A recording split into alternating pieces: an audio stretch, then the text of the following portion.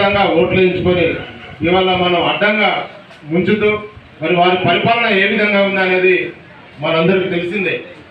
అయినప్పటికీ కూడా మన పార్టీ కోసము గౌరవ కేసీఆర్ గారు ఏం చేసిండ్రు మరి అందులో చూస్తే మనగా ఉంది. కానీ మనం మటుకు ఏం చేస్తున్నాం అంటే ఆ గ్రూప్ బెల్లంపల్లి మరి బెల్లంపల్లి పట్టణంలో ఇవాళ మనం ఈ సమావేశాన్ని ఏర్పరచుకోవడం జరిగింది. దయచేసి మిమ్మల్ని అందరినీ నేను విజ్ఞప్తి చేసేది ఒకటే, మరి ఇక్కడ మన నియోజకవర్గంలో 7 మండలాలు ఉన్నాయి, ఒక మున్సిపాలిటీ ఉంది. మరి మనకున్నటువంటి సమాచారం మేరకు జెడ్పీటీసీలు ఎంపీటీసీల ఎన్నికలు మరి త్వరలో ఈ నెల లోపల 2 నెలల లోపల మరి హైకోర్టు ఏదైతే ఆదేశించిందో దాని ప్రకారం పెడతామని చెప్పేసి ప్రభుత్వం కసరత్తు చేస్తున్నది.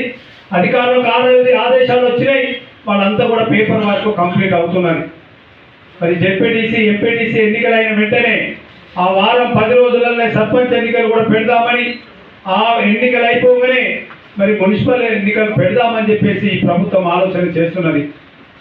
మరి మాకున్నటువంటి సమాచారం మేరకు ఈ 3 నెలల్లో ఈ ఎన్నికలు జరుగుతాయనే విషయాన్ని మరి మాకున్న సమాచారం.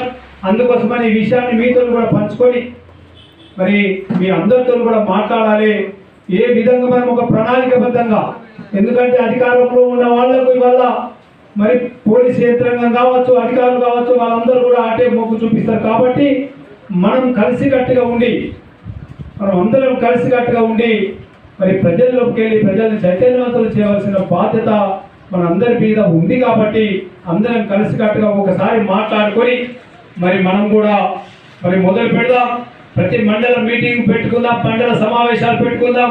అట్లాగే మిత్రులు చెప్పినట్టు గ్రామ పంచాయతీ లెవెల్లో కూడా వెళ్ళి మనం మీటింగ్లు ఏర్పాటు చేసుకొని రేపు ఎన్నికల కోసం తప్పకుండా సమాయత్తం అవుతామని చెప్పేసి ఈ సందర్భంగా నేను మనవి చేస్తూ, వారిని ఎందుకు పిలిచినామంటే రేపు మీ గతంలో మరి మున్సిపాలిటీ ఎన్నికలలో మరి మండలాలలో ఉన్న నాయకులు వచ్చేసి ప్రతి ఒక్క వార్డును ఇన్ఛార్జిగా తీసుకొని బాగా పనిచేసి మంచి పని చేసినందువల్లనే మరి మీరందరూ కూడా బాగా పనిచేస్తారు ప్రజలకు అని చెప్పేసి ప్రజలు ఆనాడు 34 కౌన్సిలర్లు ఉంటే 26 కౌన్సిలర్లు బీఆర్ఎస్ పార్టీ మొట్టమొదటిగా ఈ మున్సిపాలిటీ పుట్టినప్పటి నుంచి అంత ఒకటే పార్టీకి అన్ని సీట్లు రావడం మొట్టమొదలు అని చెప్పేసి మా మిత్రులు చెప్తున్నారు.